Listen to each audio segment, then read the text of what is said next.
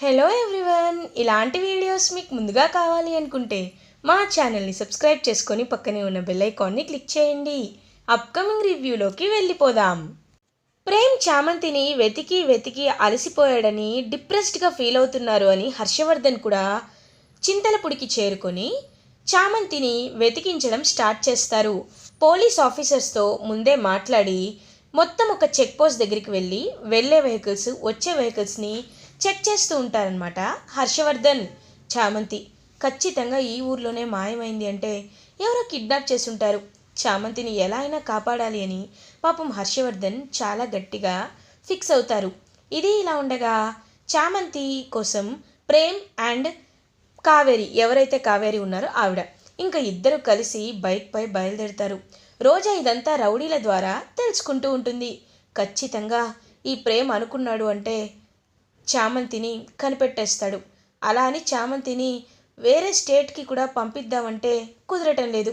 ఏం చేయాలి, ఈ ప్రేమ్నే ఏదో ఒకలా డైవర్ట్ చేయాలి అని చెప్పి ఒక ప్లాన్ వేసుకుంటుంది రోజా. ఇంకా ప్లాన్ ప్రకారం రోజా ఒక మాతాశ్రీలాగా రెడీ అవుతుంది. రెడీ అయ్యి ఇంకా అలా తనైతే ఒక టెంట్ని సెట్ చేసుకుంటుంది. మాతాశ్రీ అని చెప్పి ఒక స్వామీజీలా రెడీ అవుతుందన్నమాట రోజా. సో ప్రేమ్ వాళ్ళందరూ ఆ ఊరు వెళ్తూ ఉంటే మొత్తం తిరుగుతూ ఉంటే మాతాశ్రీకి జై, మాతాశ్రీకి జై అని చెప్పి జై కొడుతూ ఉంటారు. ప్రేమ్ అక్కడికి వచ్చి ఎవరా మాత అని అడుగుతారు. ఆవిడికి చాలా మహిమలున్నాయి, చాలా శక్తులున్నాయి. ఆవిడ ఎవరైనా కనబడలేకపోయినా ఏదైనా ప్రశ్న ఉందనుకో ఆ ప్రశ్నకు సమాధానం ఖచ్చితంగా చెప్తారు అని చెప్పి ఇంకా రౌడీలే భక్తుల్లా బొట్టు పెట్టుకొని ప్రేమ్ని కన్విన్స్ చేస్తారు.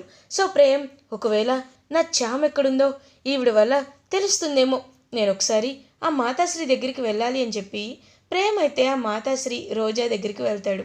రోజా ఏమో అలా కళ్ళు మూసుకొని నాకు తెలుసు నీ వెంట వచ్చిన ఒక అమ్మాయి కనిపించటం లేదు కదూ అని అంటుంది. వెంటనే రోజా ఒక్కసారిగా ప్రేమ అయితే షాక్ అయిపోతాడు. నేను చెప్పాలనుకుంది మీకెలా తెలిసింది అని అంటారు. తెలుసు బాబు, నీ మొహం చూడగానే నాకంతా అవగతమైంది. చూడు, ఇక్కడి నుండి 2 మైళ్ళ దూరం వెళ్ళు, అక్కడ ఒక వేప చెట్టు కనబడుతుంది. ఆ వేప చెట్టు పక్కన ఉన్న 6వ ఇంట్లోనే ఆ అమ్మాయి ఉంటుంది. వెళ్ళు వెళ్ళు బాబు అని అంటుంది మాతాశ్రీ గెటప్లో రోజా. ఇంక వెంటనే తన మాటలు నమ్మేసి ప్రేమ అయితే బయలుదేరుతాడు. సో రోజా ఏమో ఫోన్లో మాట్లాడుతుందనమాట రౌడీలతో. హలో జై, నేను ప్రేమ్ని డైవర్ట్ చేశాను. మీరు మాత్రం ఆ చామంతిని ఇప్పుడే స్టేట్ దాటిచ్చేసేయండి. ముందు సిటీ దాటించండి, తర్వాత తను ఎక్కడ కిడ్నాప్ చేసి పెట్టాలి, స్టేట్ ఎప్పుడు దాటించాలో నేను చెప్తాను అని అంటుంది రోజా. ఇది ఇలా ఉండగా మాతాశ్రీ రోజా చెప్పినట్టే ప్రేమ్ అయితే 2 మైల్స్ అవతలికి వెళ్తాడు.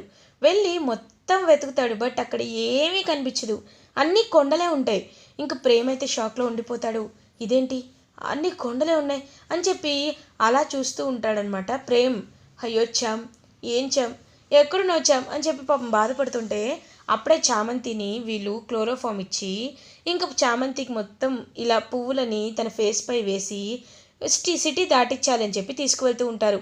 అదే టైంకి హర్షవర్ధన్ అక్కడ చెక్ పోస్ట్ దగ్గర పోలీసుల్ని అలర్ట్ చేశారు కాబట్టి ఇంకా ఒక్కసారిగా వాళ్ళైతే షాక్ అయిపోతారు. వీళ్ళు షాక్ అయి చూస్తూ ఉంటారు. ఇదేంట్రా పోలీసులు ఉన్నారు అని అంటారు. అవును, ఈ అమ్మాయి గురించే అనుకుంటా, దొరికావంటే అయిపోతాం, కాబట్టి మనం చాలా జాగ్రత్తగా ఉండాలని చెప్పి చాలా అంటే చాలా జాగ్రత్తగా కూర్చుంటారు. ఏంటి ఏమైంది సార్ అని అంటారు. అదంతా నీకెందుకు కానీ ముందు కార్ మొత్తం చూపించు అని చెప్పి కార్ అయితే చూపించమంటారు. ఇంకా కార్ చూపిస్తూ ఉంటే ఒక్కసారిగా అలా షాక్లో ఉండిపోతారు. ఎందుకంటే కార్లో ఎవరు ఉండరు, కానీ కార్ దగ్గరికి నాగమ్మ వస్తుంది. ఒక్కసారిగా హర్షవర్ధన్ అలా నాగమ్మ వైపు చూస్తూ ఉంటారు. ఆ రౌడీలు భయపడి పారిపోతారు. ఇంకా వెంటనే అలా నాగమ్మ వచ్చి ఆ కార్ డిక్కీపై ఎక్కి ఇలా పడగ విప్పి కూర్చుంటారు. వెంటనే హర్షవర్ధన్, అమ్మ నాగమ్మ, నాకు అర్థమైంది, చామంతి ఇక్కడుందని చెప్పడానికే కదమ్మా నువ్వు ఇదంతా చేస్తున్నావని వెంటనే ఇంకా నమస్కారం చెప్పి నమస్కారం పెట్టుకునేసరికి అక్కడి నుండి వెళ్ళిపోతారు నాగమ్మ. ఇంక వెంటనే పోలీస్ ఆ డిక్కీ చెక్ చేయగానే కార్ డిక్కీ అక్కడ చామంతి పాపం స్పృహ కోల్పోయి ఉంటుంది. ఒక్కసారిగా చామంతిని చూస్తారు హర్షవర్ధన్. అమ్మా చామంతి, చామంతి అని చెప్పి చామంతికి వాటర్ కొట్టి స్పృహలోకి తీసుకొస్తారు. అయ్యగారు అయ్యగారు అని అంటుంది చామంతి.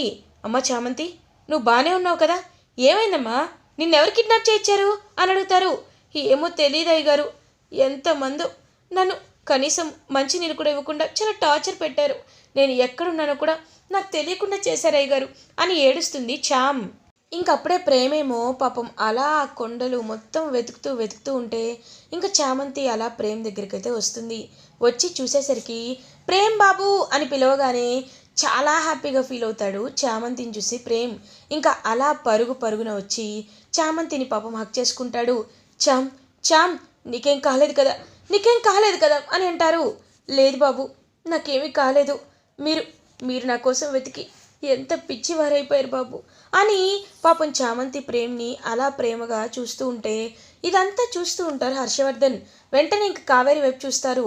అమ్మ మీరు అని అంటారు. మా తాతయ్య మీకంతా వివరంగా చెప్తారు, కానీ ఒకటి, ప్రేమ్ గారు చామంతి ఇద్దరు ప్రాణంగా ప్రేమించుకుంటున్నారు సార్, వాళ్ళిద్దరినీ మీరే ఎలా అయినా కలపాలి అని అంటుంది. ఇంక వెంటనే అలా ఒక్కసారిగా షాక్ అయిపోతారు హర్షవర్ధన్. ఏంటి, ప్రేమ్ చామంతి ఇద్దరు ప్రేమించుకుంటున్నారా, ఈ విషయం నాకు తెలియదమ్మా అని అంటారు. వాళ్ళు మీతో కావాలని చెప్పలేదు అని అంటారు. అర్థమైందమ్మా, ఖచ్చితంగా ఖచ్చితంగా చామంతిని ప్రేమ్ని నేను నేను ఒకటి చేస్తాను అని చాలా అంటే చాలా పాపం జెన్యూన్గా చెప్తారు హర్షవర్ధన్. ఇంక వెంటనే అయ్యగారు తను ఎవరో కాదు అయ్యగారు, యువరాణి యువరాణి అయ్యగారు, మీకు చెప్తాను వినండి అని చెప్పి చామంతి జరిగిందంతా చెప్తుంది. కావేరినే యువరాణి అని తెలుసుకొని ఇంకా ఎంతో అంటే ఎంతో హ్యాపీగా ఫీల్ అవుతారు హర్షవర్ధన్. అమ్మ నువ్వు యువరాణివా, నిజంగా వినడానికి చాలా అంటే చాలా హ్యాపీగా ఉంది. కావేరి, నువ్వే యువరాణివా అని తెలుసుకునే ఒక సాక్ష్యాలు ఏవైతే ఉన్నాయో మీ తాతగారు సుందరమూర్తి గారిని మా ఇంటికి తీసుకురమ్మని చెప్పండి, అప్పుడు మేము అన్ని విషయాలు మాట్లాడతాం అని చెప్పి హర్షవర్ధన్ అలా ఇంక అక్కడి నుండి హ్యాపీగా వెళ్ళిపోతారు చామన్ ప్రేమ్ని తీసుకొని. ఇంక వెంటనే అలా చామంతి ప్రేమ్ ఇద్దరు ఇంటికైతే రీచ్ అవుతారు.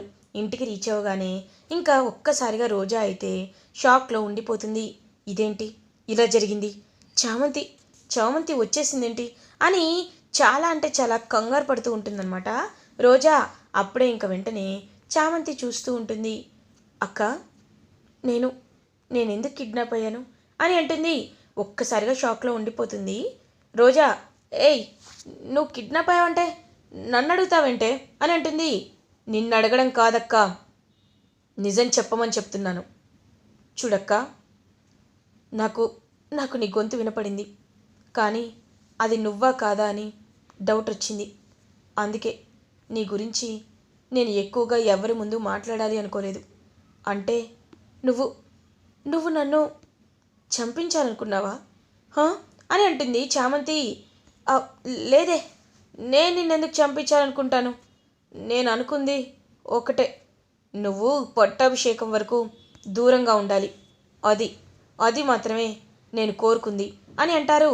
ఇంక వెంటనే చామంతి, ఛీ, నీలో ఇంత రాక్షసి ఉందని నేను అస్సలు అనుకోలేదు. ఈ విషయం అయ్యగారికి తెలిస్తే అయ్యగారు ఎంత ఎంత బాధపడతారు అనేది నువ్వు కొంచెమైనా ఆలోచించావా? ఆలోచించావా?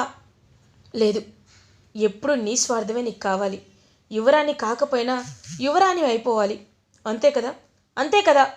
ఇప్పుడు చెప్తున్నాను, యువరానమ్మ దొరికింది, అదిగో అక్కడున్న కావేరి అమ్మే యువరానమ్మ, కాబట్టి ఇప్పుడు నీ పప్పులేమీ ఉడకవక్క అని చెప్పి ఇంకలా అక్కడి నుండైతే వెళ్ళిపోతారనమాట చామంతి.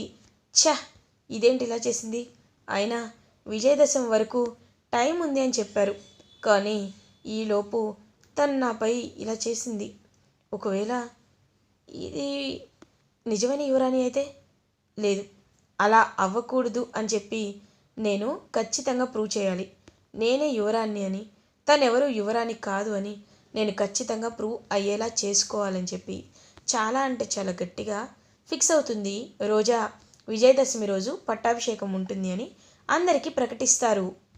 ఇది ఇలా ఉండగా చామంతి అటు ఇటు ఇంకా తిరుగుతూ పనిచేసుకుంటూ ఉంటే అప్పుడే ఇంక ప్రేమ అయితే చామ్ దగ్గరికి వస్తారు. వెంటనే చామ్ వైపు చూస్తూ, చామ్, నువ్వు భోజనం చేసావా అని అడుగుతారు. చేశాను బాబు అని అంటుంది. చామ్, నువ్వు అబద్ధం చెప్తున్నావు కదూ, నాకు తెలుసు. నా చేత్తో నీకు భోజనం తినిపిస్తాను చామ్ అని ఇంకా ప్రేమ అయితే చామంతికి భోజనం తినిపిస్తారు.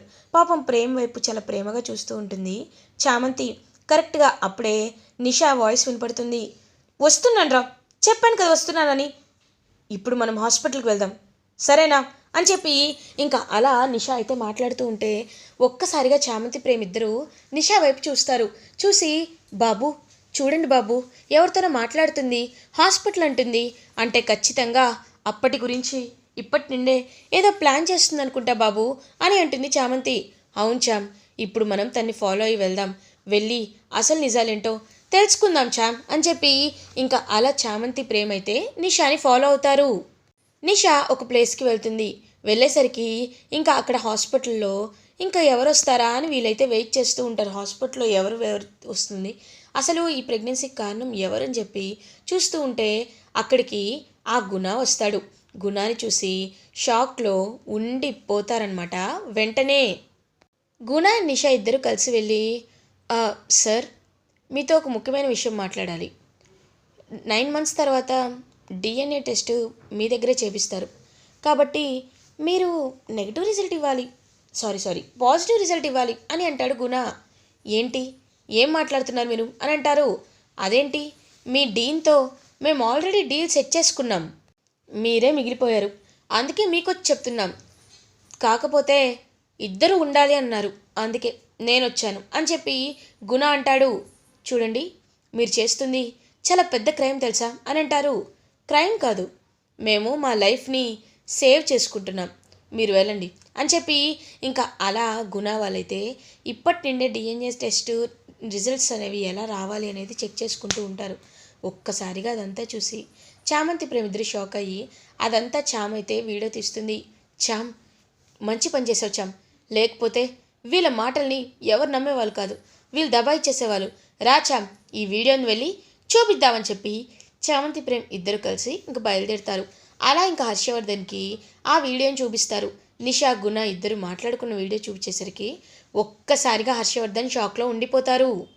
రమాదేవి, లేదు హర్ష, వీడు అబద్ధం చెప్తున్నాడు, నువ్వు నిన్న అన్నావు చూడు ఏఐ ఫొటోస్ అని, అలా వీడు ఏఐ క్రియేట్ చేశాడు అనేసరికి షటప్ రమా, షటప్. ఇక్కడ ఇంత క్లియర్గా డాక్టర్ కూడా కనబడుతుంటే అది ఏఐ ఎందుకు అవుతుంది? ఆ డీన్ గురించి నాకు బాగా తెలుసు, వాళ్ళు డబ్బులు తీసుకొని ఏదైనా చేస్తారు. ఇప్పుడు ఈ గుణగాడు కూడా ఆ డీన్తోనే మాట్లాడి ఇదంతా సెట్ చేసుకున్నాడని అర్థమవుతుంది. అంటే ఆ రోజు నిషా ప్రెగ్నెంట్ అవ్వడానికి కారణం ప్రేమ్ కాదు, గుణ అని అంటారు. వెంటనే రోజా, ఏంటి మావయ్య గారు, నేను సాక్ష్యం చూపిస్తే మీరు ఇలా అన్నారు, కానీ చామంతి సాక్ష్యం చూపిస్తే ఓకే అంటున్నారు, దీనికి కూడా ప్రూఫ్ కావాలి, ఎవరైనా మనుషులుంటే వాళ్ళని పిలిపించండి అనేసరికి నేనున్నాను అని వస్తాడు ఒక వ్యక్తి. అతను ఎవరో కాదు, రాజేష్. ఎవరికైతే ఆ రోజు మిస్గైడ్ చేసి చామంతి లైఫ్ని సేవ్ చేస్తాడో, బాగా ఎప్పుడు డ్రింక్ చేస్తూ ఉంటాడు పార్టీకి వచ్చినప్పుడు, ఆ రాజేష్ అనమాట. ఆ రాజేష్ ఒక్కసారిగా ఇంకా అలా చూసేసరికి రమాదేవి వాళ్ళందరూ రాజేష్ వచ్చి చూస్తుంటారు. ఎవరు నువ్వు అని అంటారు. నేను నిషా వాళ్ళ క్లాస్మేట్ని, వాళ్ళ ఫ్రెండ్ని. యాక్చువల్లీ ఆ రోజు నిషా గుణ ఇద్దరు కలిసి చామంతి జీవితాన్ని నాశనం చేయాలి అనుకున్నారు, చామంతిని బ్రతుకుని ఘోరం చేయాలి అనుకున్నారు. కానీ ఆ రోజు నేనే కావాలని ఇలా మిస్గైడ్ చేశానని చెప్పి మొత్తం అన్ని విషయాలు చెప్తాడు. అండ్ తన దగ్గర ఉన్న సీసీటీవీ ఫుటేజ్ని కూడా చూపిస్తారు. ఒక్కసారిగా అది చూసి ఎంతో అంటే ఎంతో హ్యాపీగా ఫీల్ అవుతుంది చామంతి. ఎందుకంటే ప్రేమ్ ఎలాంటి తప్పు చేయలేదు కాబట్టి. సో చామంతి ప్రేమ్ని నమ్మడానికి ఈ సాక్ష్యం సరిపోతుందామా అని అడుగుతారు హర్షవర్ధన్. ఇంక వెంటనే రోజా ఏమీ మాట్లాడకుండా సైలెంట్గా ఉండిపోతుంది. అలా ఇంకా ఎంతో అంటే ఎంతో హ్యాపీగా నిషాని బయటికి పంపించేస్తారు. ఎందుకంటే నిషా ప్రెగ్నెన్సీకి కారణం ప్రేమ్ కాదు కాబట్టి. సో అలా ఇంకా మినిస్టరే వచ్చి నిషాని గుణాకిచ్చి పెళ్లి చేస్తానని చెప్పి తీసుకువెళ్ళిపోతారు. చామంతి ప్రేమ్ ఇద్దరు చాలా అంటే చాలా హ్యాపీగా ఫీల్ అవుతారు. ఇలా ఎపిసోడ్ ఎండ్ అవుతుంది. ఫర్దర్ ఎపిసోడ్ రివ్యూస్ ముందుగా మీకు కావాలి అనుకుంటే మా ఛానల్ని సబ్స్క్రైబ్ చేసుకోండి. Thanks for watching.